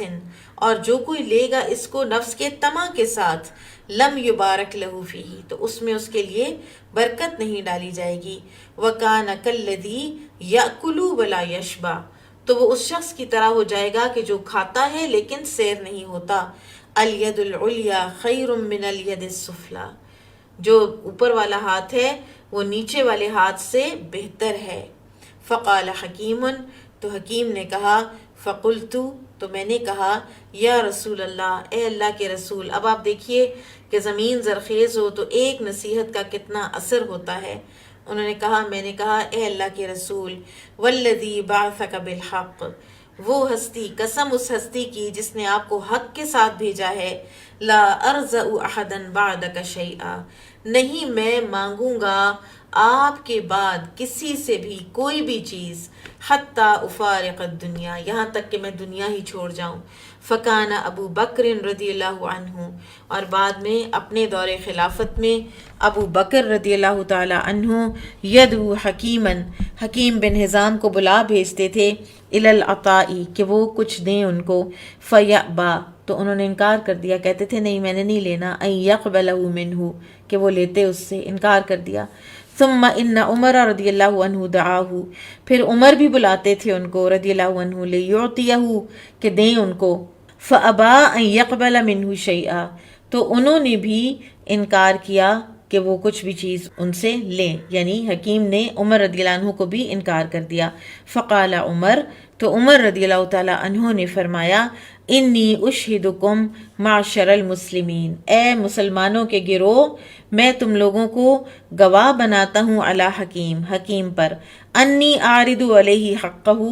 میں نے اس پر اس کا حق پیش کیا، من ھذا الفیء، اس مال فے میں سے، فیأبا ان یأخذہ، تو انہوں نے انکار کر دیا ہے اس کو لینے سے، فلم یرزع حکیم احدا من الناس بعد رسول اللہ، سبحان اللہ، پھر نہیں مانگی کسی بندے سے کوئی چیز حکیم نے رسول اللہ صلی اللہ علیہ وسلم کے بعد، حتی توفیہ، یہاں تک کہ وفات پا گئے۔ یہ حکیم بن حزام ہیں کون؟ کسی کو یاد ہے؟ اگر سیرہ پڑھی ہو کہ یہ وہ ہیں کہ جو حضرت خدیجہ رضی اللہ عنہ کے بھانجے تھے، اور جب شیب ابی طالب میں بائیکاٹ ہوا تھا نبی صلی اللہ علیہ وسلم اور بنی ہاشم کے پورے ٹرائب کا، تو اس وقت یہ بڑے امیر انسان تھے، اور یہ پھر loads and loads of camels جو ہے وہ لے کر جایا کرتے تھے، اور شیب ابی طالب کے پاس جا کر ان کو ہانک دیتے تھے، اور اونٹ جو ہے وہ خود بخود ان تک پہنچ جایا کرتا تھا، اور وہ کچھ دن اچھی طرح سے سارے مل کر کھا پی لیتے تھے، اور انہوں نے ہی زید بن حارثہ جو ہیں وہ خرید کر اپنی خالہ یا پھپھی خدیجہ رضی اللہ تعالیٰ عنہ کو تحفے میں دیے تھے۔ اس حدیث سے یہ پتہ چلتا ہے کہ ضرورت کے بغیر کسی دوسرے سے سوال کرنا انتہائی ناپسندیدہ، بلکہ بعض علماء کے نزدیک حرام کے لیول پر آتا ہے، ٹھیک ہے؟ بعض لوگوں نے 3 شرائط کے ساتھ سوال کی گنجائش پیدا کی ہے۔ نمبر 1، اصرار نہیں کرنا، ٹھیک ہے، ایک آدھی دفعہ مانگ لیں، نہیں دیتے نہ دیں۔ نمبر 2، اپنی عزت نفس کو مجروح نہیں ہونے دینا، اور نمبر 3، جس سے سوال کر رہے ہیں اس کو اس سے تکلیف نہ ہو رہی ہو۔ البتہ جو کوئی اللہ ہی پر اپنی نظر رکھے گا تو اللہ تعالیٰ اس کے لیے برکتوں کے دروازے کھولے گا، اور تھوڑا مال بھی اس کے لیے کافی ہو جائے گا، اور زندگی بہت اطمینان اور سکون سے گزرے گی۔ اس کو جب کبھی کسی چیز کی بھی ضرورت ہوگی، اس کے پاس اس ضرورت کو پوری کرنے کے پیسے ہوں گے، سبحان اللہ، اور یہ ہوتا ہے۔ باب من آتاہ اللہ شیئا من غیر مسئلۃ ولا اشراف نفس، جس شخص کو اللہ تعالیٰ بغیر سوال اور بغیر طمع کے کچھ دے تو اس کو کیا کرنا چاہیے؟ اسے قبول کر لینا چاہیے. اور اس کی دلیل امام بخاری کہاں سے لا رہے ہیں؟ وَفِي أَمْوَالِهِمْ حَقٌّ لِلسَّائِلِ وَالْمَحْرُومِ، کہ ان کے مالوں میں حق ہے سائل اور محروم کے لیے. تو یہاں سے یہ دلیل کیسے نکلتی ہے کہ اگر کوئی دے بغیر مانگے تو اس سے لے لینا چاہیے. دوسرے اینگل سے امام بخاری دلیل لے کر آئے ہیں کہ جس کے پاس مال ہے اس کے مال میں حق ہے کس کس کے لیے؟ سوال کرنے والے کے لیے بھی اور سوال نہ کرنے والے کے لیے بھی، محروم کے لیے بھی. اور اگر محروم کو کوئی جا کر دے رہا ہے خود سے، اس سائیڈ والا بندہ جس کے مال میں حق ہے سائل اور محروم کا، تو پھر محروم اگر لے لے تو پھر وہ بری بات کیسے ہو سکتی ہے؟ کیونکہ اس بندے کی تعریف کی جا رہی ہے کہ جس کے مال میں حق ہے سائل اور محروم کے لیے، تو پھر محروم اگر لے لے گا، جب اس کو آ کر گھر میں کوئی دے جائے گا تو پھر وہ غلط کیسے ہو سکتا ہے؟ آپ امام بخاری کی ذرا ذہانت اور ان کا طریقہ استدلال دیکھیے اور ان کے علم کی گہرائی کو بھی انجوائے کرتے جائیے اور اس پر ماول کریں. قال حدثنا يحيى بن بكير قال حدثنا الليث عن يونس عن الزهري عن سالم أن عبد الله بن عمر رضي الله عنهما قال سمعت عمر يقول، عبداللہ بن عمر رضی اللہ عنہ کہتے ہیں کہ میں نے سنا عمر رضی اللہ عنہ کو یقول، وہ کہتے تھے، کان رسول اللہ صلی اللہ علیہ وسلم، تھے اللہ کے رسول صلی اللہ علیہ وسلم، یعطین العطاء، مجھے کچھ بھی دیتے جب مال، فاقول، تو میں کہا کرتا، آتیہ من ہوا افقر الیہ منی، اے اللہ کے رسول آپ اس کو دے دیجئے کہ جو مجھ سے زیادہ اس کا محتاج ہے. فقالا، تو پھر آپ صلی اللہ علیہ وسلم نے کیسے سمجھایا؟ آپ نے فرمایا، خذہ، اس کو لے لو، اذا جاءک من ھذا المال شیء، جب تمہارے پاس اس مال میں سے کچھ ایسی چیز آئے، وانت غیر مشرف، اور تم اس کے انتظار میں نہیں بنے، تم نے اس کو مانگا نہیں، ولا سائل، اور نہ تم نے اس کا سوال کیا. ٹھیک ہے، نہ تم نے اس کا انتظار کیا، نہ تم نے اس کا سوال کیا، فخذہ، تو پھر لے لیا کرو. وما لا، اور اگر نہ ملے، فلا تتبعہ نفسک، تو پھر اس کے پیچھے مت پڑو. لیکن اگر کوئی دے رہا ہے اور تمہارا حق سمجھ کر دے رہا ہے، تمہاری ضرورت سمجھ کر دے رہا ہے، اور تم مانگ بھی نہیں رہے تھے، خود کسی نے نوٹس کیا کہ تمہاری یہ ضرورت ہو سکتی ہے. اور اب دیکھیں کہ مسلمان معاشرہ ایسا ہی ہونا چاہیے کہ خود ان لوگوں کی ضروریات کو دیکھتا رہے کہ جو لوگوں سے لپٹ لپٹ کر نہیں مانگتے، اور ان کی ضروریات کو، ان کی عزت نفس کو مجروح کیے بغیر ان کے گھر جا کر ان کی ضروریات کو پورا کر کے آ جائے اور کسی کو پتہ بھی نہ چلے. یہ ہے مسلمان معاشرہ. ایک اور بھی واقعہ آتا ہے حضرت عمر رضی اللہ تعالیٰ عنہ کے دور خلافت کا. اب آپ دیکھیں کہ حضرت عمر کو یہی بات رسول اللہ صلی اللہ علیہ وسلم نے خود سمجھائی تھی. تو ایک صاحب تھے عبداللہ بن سعدی، یہ مدینہ آئے تو ان سے حضرت عمر رضی اللہ عنہ نے فرمایا کہ مجھے اطلاع ملی ہے کہ آپ لوگوں کی اجتماعی خدمت بجا لاتے ہیں، لیکن آپ کو حق کی خدمت لینا اچھا نہیں لگتا. تو انہوں نے کہا بالکل ایسا ہی ہے، کیونکہ میرے پاس گھوڑے بھی ہیں، غلام بھی ہیں، مال و اسباب کی فراوانی ہے، اور میں نے اللہ کے ہاں سے اجر لینا ہے، تو میں نہیں لینا چاہتا. تو حضرت عمر رضی اللہ تعالیٰ عنہ نے فرمایا ایسا مت کیا کرو. اور پھر ان کو یہی حدیث سنائی کہ میں نے بھی ایسے ہی کیا تھا اور مجھے نبی صلی اللہ علیہ وسلم نے پھر یہ سمجھایا تھا. اور اسی طرح سے ایک اور حدیث میں اضافہ بھی ہے کہ رسول اللہ صلی اللہ علیہ وسلم نے حضرت عمر سے یہ بھی فرمایا تھا کہ جب بن مانگے اور لالچ کے بغیر تجھے ملے تو اسے مال قرار دے کر اس سے صدقہ وغیرہ کیا کرو، یعنی تم اور زیادہ خوشحال ہو جاؤ گے تو تم اور زیادہ صدقہ کر سکو گے. بابو من سأل الناس تکثرا، جس نے لوگوں سے سوال کیا تکثر، دولت بڑھانے کی خاطر. قال حدثنا يحيى بن بكير قال حدثنا الليث عن عبيد الله بن ابي جعفر قال سمعت حمزة ابن عبد الله بن عمر قال سمعت عبد الله بن عمر رضی اللہ عنہما قال. اب یہ بیٹے ہیں حمزہ عبداللہ بن عمر کے، اور وہ اپنے والد عبداللہ بن عمر سے روایت کر رہے ہیں کہ انہوں نے کہا قال رسول اللہ صلی اللہ علیہ وسلم، کہ رسول اللہ صلی اللہ علیہ وسلم نے فرمایا ما زال الرجل، ہمیشہ رہتا ہے ایک انسان، ایک آدمی، یسأل الناس، لوگوں سے سوال کرتا، حتی یأتی یوم القیامہ، یہاں تک کہ وہ آئے گا قیامت کے دن، لیس فی وجہہ، نہیں ہوگا اس کے چہرے پر مزعۃ لحم، ایک بوٹی گوشت کی بھی نہیں ہوگی. یعنی جو اس طرح مانگتا ہے تو قیامت کے دن وہ اس طرح اٹھایا جائے گا. وقال، اور فرمایا، ان الشمس تدنو یوم القیامتی، اور سورج قریب ہوگا قیامت کے دن. اور یہ وہ قیامت کا دن جس دن چہرے پر ایک بوٹی بھی نہیں ہوگی، اس قیامت کے دن کی آگے سے ڈسکرپشن آ رہی ہے. حتی یبلغ العرق نصف الاذن، یہاں تک کہ پسینہ پہنچ جائے گا کانوں کے آدھے حصے تک. فبینما ہم کذالک، تو لوگ اس حال میں ہوں گے تو کیا ہوگا، استغاثوا بآدم ثم بموسیٰ، تو پھر لوگ مدد طلب کریں گے آدم علیہ السلام سے، پھر موسیٰ علیہ السلام کے پاس آئیں گے. اب یہ وہ لمبی حدیث ہے جس کو اختصار کے ساتھ یہاں پر امام بخاری لا رہے ہیں. ثم بمحمد، پھر اینڈ میں محمد صلی اللہ علیہ وسلم کے پاس آئیں گے. وزاد عبداللہ ابن صالح حدثنی اللیث قال حدثنی ابن ابی جعفر، اور ایک سند میں مزید الفاظ ہیں اور وہ کیا ہیں، فَيَشْفَعُ لِيُقْضَى بَيْنَ الْخَلْقِ، تو پھر نبی صلی اللہ علیہ وسلم سفارش کریں گے کہ لوگوں کا فیصلہ کر دیا جائے. سب سے پہلی سفارش شفاعت کیا ہوگی، اور یہ خاص نبی صلی اللہ علیہ وسلم نے کرنی ہے، اور وہ کیا ہے کہ یا اللہ حساب کتاب شروع کر دیجئے. فَيَمْشِي حَتَّى يَأْخُذَ بِحَلَقَةِ الْبَابِ، پھر آپ چلیں گے یہاں تک کہ آپ دروازے کا حلقہ پکڑ لیں گے، جنت کے دروازے کا. فَيَوْمَئِذٍ يَبْعَثُهُ اللَّهُ مَقَامًا مَحْمُودًا، تو یہ وہ دن ہوگا جس دن اللہ تعالیٰ آپ کو مقام محمود پر مبعوث فرمائیں گے. يَحْمَدُهُ أَهْلُ الْجَمْعِ كُلُّهُمْ، اور سارے محشر والے آپ کی تعریف کر رہے ہوں گے. سبحان اللہ. وقال معلّى قال حدثنا وهيب عن النعمان بن راشد عن عبد الله بن مسلم اخي الزهري عن حمزة سمع ابن عمر رضی اللہ عنہما عن النبی صلی اللہ علیہ وسلم فی المسألہ.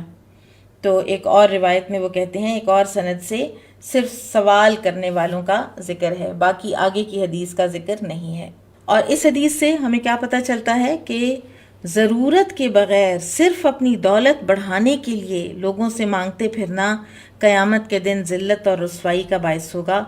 اور بلا وجہ لوگوں سے مانگتے رہنے والے کی چہرے کی رونق کو ختم کر دیا جائے گا. ہڈیاں ہی ہڈیاں رہ جائیں گی. وہ ایسی بھیانک شکل میں اللہ کے حضور پیش ہوگا کہ گوشت ہونا ہی کوئی نہیں. اور اس وقت اذیت کا عالم کیا ہوگا کہ سورج جو ہے وہ بالکل قریب ہو چکا ہوگا، اور پھر اسی شدت سے ہو سکتا ہے کہ ہڈیاں جل ہی جائیں انسان کی. اور پھر یہ ہے کہ جو شخص مجبور ہو کر سوال کرے جبکہ وہ سخت محتاج ہو تو وہ بہرحال اس قسم کی سزا سے محفوظ رہے گا. بابو قول اللہ عز و جل، اللہ عز و جل کا یہ قول، لا يسألون الناس الحافا، وہ لوگوں سے لپٹ لپٹ کر نہیں مانگتے. وَكَمِ الْغِنَا، غنا کس کو کہتے ہیں، یعنی کتنا ہوگا تو وہ غنا ہوگا. وقول النبی صلی اللہ علیہ وسلم وَلَا يَجِدُ غِنًا يُغْنِيهِ، کہ وہ شخص مال نہیں پاتا جتنا کہ اس کو بے پرواہ کر دے. تو یہ بے پرواہی کس لیول کی بے پرواہی ہے، کتنا ہو تو انسان بے پرواہ ہو جائے. لقول اللہ عز و جل للفقراء الذین احصروا فی سبیل اللہ لا یستطیعون ضربا فی الارض الی قولہ فإن اللہ بہ علیم. اب یہ کیسے پتہ چلے گا کہ یہ غنی ہے یا نہیں؟ غنا کی ڈیفینیشن کیا ہے، کتنا ہوگا تو اس کو غنی قرار دیا جائے گا. ٹھیک ہے، تو امام بخاری نے ان آیات میں پہلے غنا کی تعریف کو ثابت کیا ہے، یعنی ایسے حالات میں کہ ان کے پاس کچھ بھی نہیں ہے تو پھر جو سوال کرنے پر مجبور ہوتا ہے تو وہ غنی نہیں ہوتا. پھر ایک حدیث میں ہے کہ جس نے سوال کیا حالانکہ اس کے پاس ایک اوقیہ چاندی ہے تو وہ گویا چمٹ کر سوال کرنے والا ہے، یعنی ایک اوقیہ چاندی اس کو بے نیاز کر دیتی ہے. یہ غنی ہونے کی ڈیفینیشن ہے. ایک اور حدیث میں آتا ہے کہ اگر کوئی سوال کرتا ہے کسی سے حالانکہ اس کے پاس بے نیاز رہنے کا سامان موجود ہے تو وہ اپنے لیے آگ کی کثرت جمع کرتا ہے. تو لوگوں نے عرض کی، اے اللہ کے رسول، بے نیاز رہنے کے لیے کتنا سامان چاہیے؟ تو آپ صلی اللہ علیہ وسلم نے فرمایا اس کے پاس صبح و شام کا کھانا موجود ہو.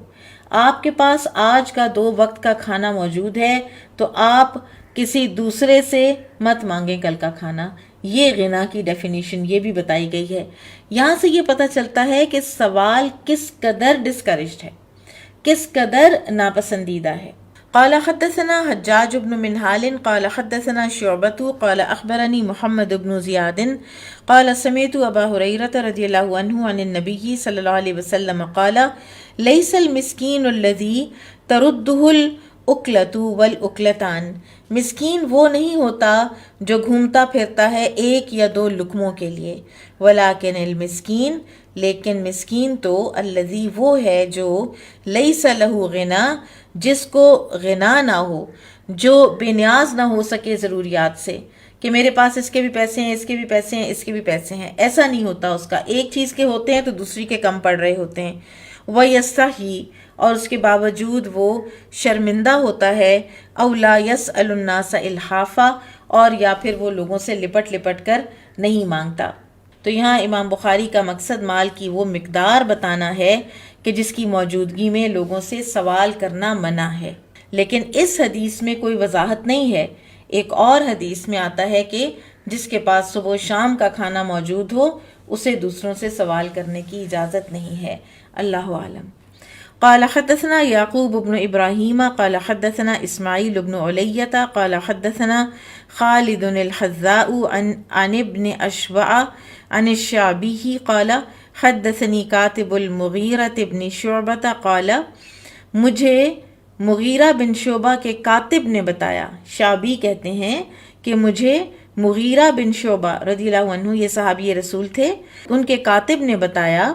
کتب معاویہ، لکھا معاویہ نے، الی المغیرہ بن شعبہ، معاویہ رضی اللہ تعالیٰ عنہ نے مغیرہ بن شعبہ رضی اللہ عنہ کو لکھا. ان اکتب الی بشیء، مجھے کچھ ایسی چیز لکھ بھیجو،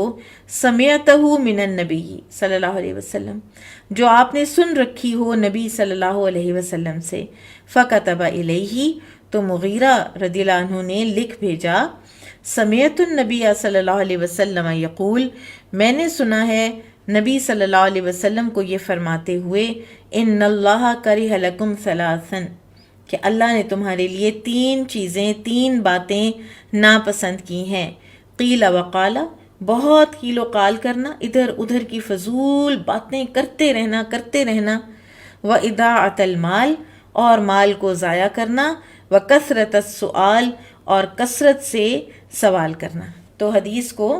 یہاں امام بخاری اس لیے لائے ہیں کثرت سوال کی بات کی وجہ سے، کیونکہ بکثرت سوال کرنے میں کئی طرح کے سوال ہو سکتے ہیں، بے مقصد، فضول، لا یعنی پہیلی نما سوالات، ٹھیک ہے، ایسے معاملات کے سوالات جو ابھی تک ہوئے ہی نہیں، ہائپوتھیٹیکل باتیں لے کر آنا اور سوال کرنا. لیکن ایک سوال یہ بھی ہو سکتا ہے کہ مال جمع کرنے کی نیت سے کثرت سے سوال کرنا. تو اس لیے امام بخاری یہاں پر اس کو لائے ہیں کہ یہ اللہ تعالیٰ نے ناپسند کیا ہے اور ایسا نہیں کرنا چاہیے. اور اضاعت المال، مال کو ضائع کرنا، اسراف کرنا، غیر ضروری چیزوں میں لگانا، یہ سب چیزیں ناپسندیدہ ہیں. پھر اسی طرح سے گفتگو میں بے احتیاطی کرنا، بغیر تحقیق کے گفتگو کرنا، حدیث کو آگے پروموٹ کرنے میں کرتے رہنا بے احتیاطی، ٹھیک ہے، یہ سب چیزیں جو ہیں یہ ناپسندیدہ ہیں. قال حدثنا محمد بن غرير الزهري قال حدثنا يعقوب بن إبراهيم عن أبيه عن صالح بن كيسان عن ابن شهاب قال أخبرني عامر بن سعد عن أبيه قال أعطى رسول الله صلى الله عليه وسلم رهطا وأنا جالس فيهم، کہ رسول اللہ صلی اللہ علیہ وسلم ایک گروہ کے پاس، ایک جماعت تھی لوگوں کی، وہ بیٹھے ہوئے تھے اور میں بھی انہی میں بیٹھا تھا. یہ سعد بن ابی وقاص یہ روایت کر رہے ہیں. قال فترک رسول اللہ صلی اللہ علیہ وسلم فیہم رجلا، تو وہ کہتے ہیں کہ رسول اللہ صلی اللہ علیہ وسلم نے ایک آدمی کو چھوڑ دیا، لم یعطیہ، اور اس کو کچھ نہ دیا اور باقیوں کو دیا. وہو اعجبہم الیہ، اور وہ جس کو نہیں دیا تھا مجھے وہ سب سے اچھا لگتا تھا باقیوں میں سے. فقمت الی رسول اللہ صلی اللہ علیہ وسلم، تو میں رسول اللہ صلی اللہ علیہ وسلم کے پاس گیا، فساررتہ، تو میں نے رازداری سے ان سے بات کی، فقلت، تو میں نے کہا، ما لک عن فلان، یا رسول اللہ اس فلاں کے بارے میں آپ کو کیا سمجھ آئی، یعنی آپ نے ایسا کیوں کیا؟ واللہ انی لأراہ مؤمنا، اللہ کی قسم میں تو اس کو مومن سمجھتا ہوں۔ قال، آپ نے فرمایا، او مسلمن، یا پھر وہ مسلمان ہے، یعنی مومن نہ کہو، مسلمان کہو۔ قال، تو سعد کہتے ہیں، فسکت قلیلا، تو پھر میں تھوڑی دیر چپ رہا، ثم غلبنی ما اعلم فیہ، پھر مجھ پر غالب آ گیا وہ جو میں اس شخص کے بارے میں جانتا تھا کہ وہ تو بڑا اچھا انسان تھا۔ فقلت، تو میں نے کہا، یا رسول اللہ ما لک عن فلان واللہ انی لأراہ مؤمنا قال او مسلما، ٹھیک ہے، پھر وہی بات چیت ہوئی کہ میں اس کو مومن سمجھتا ہوں، آپ نے اس کو کیوں نہیں دیا؟ تو آپ نے فرمایا یا پھر وہ مسلمان ہے، مومن نہ کہو۔ قال فسکت قلیلا ثم غلبنی ما اعلم منی، وہ کہتے ہیں پھر میں تھوڑی دیر چپ رہا، پھر مجھ پر غالب آ گیا جو میں جانتا تھا اس کے بارے میں، ما اعلم منہ۔ فقلت یا رسول اللہ ما لک عن فلان، میں نے پھر کہا، اے اللہ کے رسول اس شخص کے بارے میں آپ کا کیا خیال ہے؟ واللہ انی لأراہ مؤمنا قال او مسلما، یعنی فقال، یعنی پھر آپ صلی اللہ علیہ وسلم نے فرمایا، انی لأعطی الرجل، بے شک میں دیتا ہوں ایک آدمی کو، وغیرہ احب الی منہ، اور کوئی اور محبت میں مجھے وہ زیادہ ہوتا ہے دوسرا، دے میں اس کو رہا ہوں لیکن محبت مجھے کسی دوسرے سے زیادہ ہے، خشیتا ان یکب فی النار علی وجہہ، اور جس کو میں نہیں دیتا اس کو کیوں نہیں دیتا؟ اس ڈر سے کہ اس مال کی وجہ سے کہیں وہ آگ میں اندھے منہ نہ گر جائے۔ وعن أبيه عن صالح عن إسماعيل بن محمد أنه قال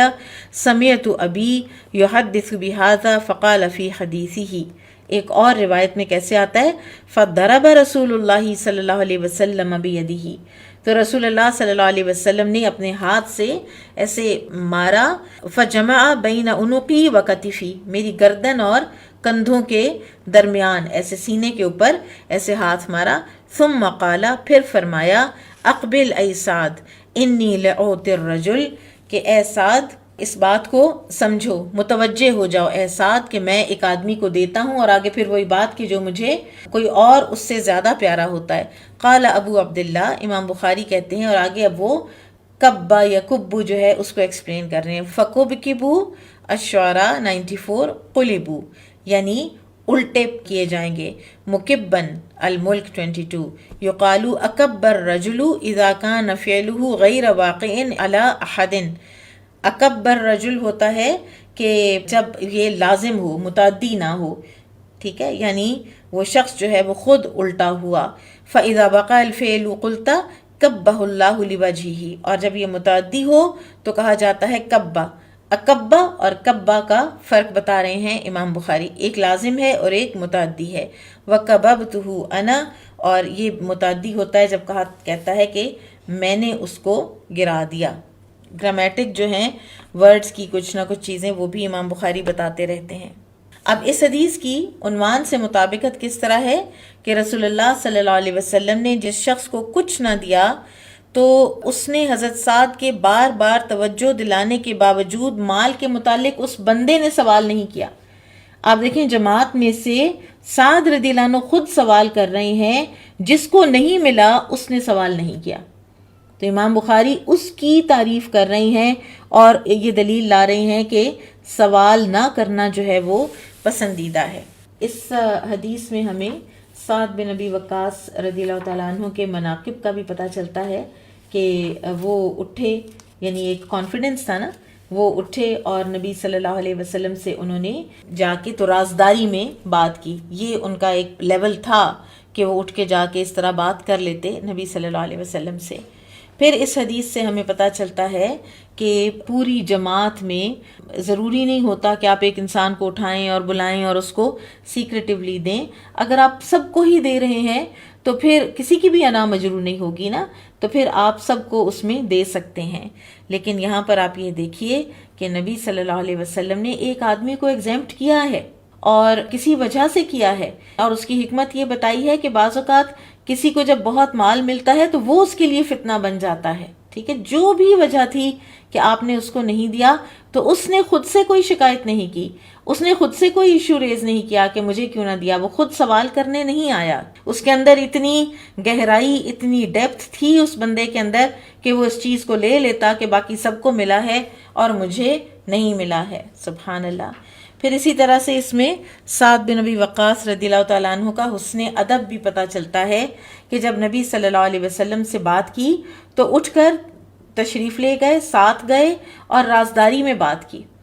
سب کے درمیان میں نہیں کہا کہ یا رسول اللہ صلی اللہ علیہ وسلم ان کو بھی دیں. پھر اسی طرح سے کسی اپنے سے اپر لیول کے انسان کے ساتھ مشورے کی تکرار کا جواز بھی ملتا ہے، جو سعد بن ابی وقاص نے تکرار کی ہے اور بار بار کہا ہے. تو پھر جو سینئر کہہ لیں یا اتھارٹی یا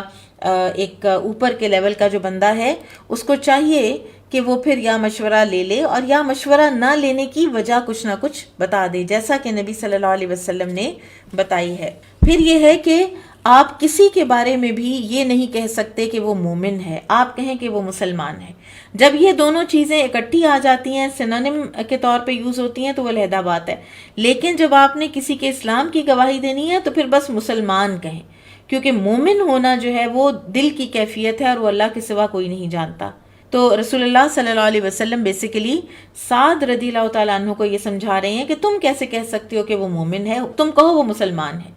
آگے یہ نہیں پتا کہ وہ شخص جو ہے وہ ایمان کے کس لیول پہ تھا، کیا بات تھی کیا نہیں تھی، لیکن ہم کسی کی یہ گواہی نہیں دے سکتے. کل ہی جیسے کسی کے ہاں جانا ہوا تو انہوں نے کہا کہ فلاں شخص جو ہے وہ تو بخشایا ہے. ایک دو کوئی ان کی نیکیوں کی بات کی اور باقی زندگی ان کی جیسی بھی گزری، ہمیں کیا پتا. ہم کسی کے بارے میں یہ نہیں کہہ سکتے کہ وہ بخشایا ہے یا وہ جنت میں جائے گا. ہم بالکل کسی کے بارے میں کوئی ایسی بات نہیں کر سکتے، ٹھیک ہے. پھر اسی طرح سے ایک اور چیز بھی، ایک لطیف نقطہ اس حدیث سے پتہ چلتا ہے، اور وہ یہ ہے کہ نبی صلی اللہ علیہ وسلم کی اپنے صحابہ سے محبت میں درجات تھے، لیولز تھے. وَغَيْرُهُ أَحَبُّ إِلَيَّ مِنْهُ، کہ اس کے علاوہ کوئی اور مجھے زیادہ عزیز ہے پہلے والے سے. تو یہ ایک طبعی چیز ہے، اور کسی بھی انسان کے لیے تمام لوگ برابر نہیں ہوتے. محبت بہت سے لوگوں سے ہوتی ہے، لیکن محبت کے نیچر اور محبت کے لیولز فرق ہو سکتے ہیں. اور ایک اور انٹرسٹنگ چیز جو اس حدیث کی شرح میں شیخ عثیمین لے کر آئے ہیں، وہ خاص طور پر جو ریگولر اسٹوڈنٹس ہیں وہ اس کو ذرا غور سے سن لیں، کہ وہ کہتے ہیں کہ اس حدیث میں ہمیں جواز ملتا ہے کہ جو معلم ہے وہ شاگرد کو فزیکلی کچھ نہ کچھ مار بھی سکتا ہے. فجمع بین عنقی و کتفی، تو آپ صلی اللہ علیہ وسلم نے ہاتھ مارا ہے میری کندھے اور گردن کے درمیان. تو کیا آج یہ ہو سکتا ہے؟ بات یہ ہے کہ اگر آج ہم یہ کریں گے، کل مقام لہو مقال والی بات ہے کہ ہر چیز جو ہے نا وہ اپنے اپنے دور میں ہی ٹھیک لگتی ہے. تو آج اگر کوئی مارنے لگے گا تو اس کے اوپر تو کوئی اور ہی کیس ہو جائے گا. لیکن شیخ عثیمین کے مطابق اگر کہیں کوئی تعزیر لگانی ہو تو شاگرد کو استاد 10 کوڑے تک کی تعزیر بھی لگا سکتا ہے ان کے مطابق، ڈپینڈنگ کہ اس کا قصور کیا ہے. اللہ عالم. قال حدثنا اسماعیل بن عبد الله قال حدثني مالك عن ابي الزناد عن الاعرج عن ابي هريره رضي الله عنه ان رسول الله صلى الله عليه وسلم قال ليس المسكين الذي يطوف على الناس ترده اللقمه واللقمتان والتمره والتمرتان. مسکین وہ نہیں جو لوگوں پر چکر لگاتا رہے ایک یا 2 لقمے کے لیے یا 1 یا 2 کھجوروں کے لیے. ولاکن المسکین الذی لا یجد غنی یغنیہ، لیکن مسکین تو وہ ہے کہ جو غنا نہیں پاتا جو اس کو غنی کر دے، ایسی بے نیازی نہیں پاتا کہ جو اس کو غنی کر دے. ولا یفتن لہ، اور اس کو پہچانا بھی نہیں جاتا. فیتصدق علیہ، کہ اس کے پر صدقہ ہی کر دیا جائے. ولا یقوم فیسأل الناس، اور وہ کھڑا ہو کے لوگوں سے سوال بھی نہیں کرتا. قال حدثنا عمر بن حفص بن غیاث قال حدثنا ابی قال حدثنا الاعمش قال حدثنا ابو صالح عن ابی ہریرہ رضی اللہ عنہ عن النبی صلی اللہ علیہ وسلم قال لأن یأخذ احدکم حبلہ ثم یغدو، تم میں سے کوئی اپنی رسی لے اور پھر وہ جنگل چلا جائے. احسبہ قولا، اور میرا خیال ہے کہ آپ نے کہا تھا، الی الجبل، پہاڑ کی طرف، فیحتطب، وہاں سے وہ ایندھن اکٹھا کرے، فیبیع، پھر وہ اس کو بیچے، فیاکل، پھر اس میں سے کھائے، ویتصدق، اور اس میں سے صدقہ بھی کرے. صدقہ چھوٹے سے چھوٹے مال اور آمدنی میں سے بھی انسان کو کرتے رہنا چاہیے. صدقہ کرنا کبھی نہیں بھولنا چاہیے. یعنی وہ لکڑیوں کا گٹھا اٹھا کے لا کے بیچنے والا بھی کچھ نہ کچھ صدقہ کرے. خیر لہ من ان یسأل الناس، یہ اس کے لیے بہتر ہے اس سے کہ وہ لوگوں سے مانگتا پھرے. قال ابو عبداللہ صالح بن کیسان اکبر من الزہری وہو قد ادرک ابن عمر. امام بخاری بیان کرتے ہیں کہ جو راوی حدیث صالح بن کیسان ہے یہ امام زہری سے بڑے ہیں اور انہوں نے حضرت ابن عمر، عبداللہ بن عمر کا زمانہ پایا ہے. ایک حدیث جو ہے وہ واضح رہے کہ 5 قسم کے مالدار افراد کے لیے صدقہ لینا بھی جائز ہے. ان کے علاوہ مالداری میں صدقہ لینا جائز نہیں. نمبر 1، زکوٰۃ کا مال اکٹھا کرنے کی صورت میں. اب وہ عاملین علیہا جو ہیں وہ خود مالدار ہوتے ہیں لیکن ان کی زکوٰۃ سے تنخواہیں آ رہی ہوتی ہیں، ان کے لیے وہ جائز ہیں. نمبر 2، وہ شخص جو اپنے مال سے صدقہ کی کوئی چیز خریدے. کوئی صدقہ پڑا ہوا ہے، کسی کے گھر میں صدقہ آیا ہے اور وہ اس کو خرید لیتا ہے مالدار، تو وہ بھی پھر اس کے لیے جائز ہے. اس کے گھر میں صدقے کی چیز آئی لیکن اب وہ صدقے کی نہیں رہی، وہ اس نے خرید لی. نمبر 3، جو مالدار مقروض ہو جائے. نمبر 4، فی سبیل اللہ جہاد کرنے والا. اگر کوئی اپنے گھر میں مالدار بھی ہے لیکن اس کو جہاد کے موقع پر ایک تلوار کی ضرورت ہے یا کسی ہتھیار کی ضرورت ہے اور وہ کسی کا پرووائڈ کیا ہوا ہے زکوٰۃ کے پیسوں سے، تو وہ اس کو لے سکتا ہے اور اس پر وہ اس کو استعمال کر سکتا ہے. اور پھر 5واں وہ کہ اگر مسکین کو کوئی چیز صدقہ کی گئی اور وہ مالدار کو تحفے میں دے دیتا ہے تو پھر وہ بھی استعمال کیا جا سکتا ہے، وہ لے سکتا ہے. اللہ عالم. سبحانک اللہم و بحمدک، اشہد ان لا الہ الا انت، استغفرک و اتوب الیک. السلام علیکم ورحمۃ اللہ وبرکاتہ.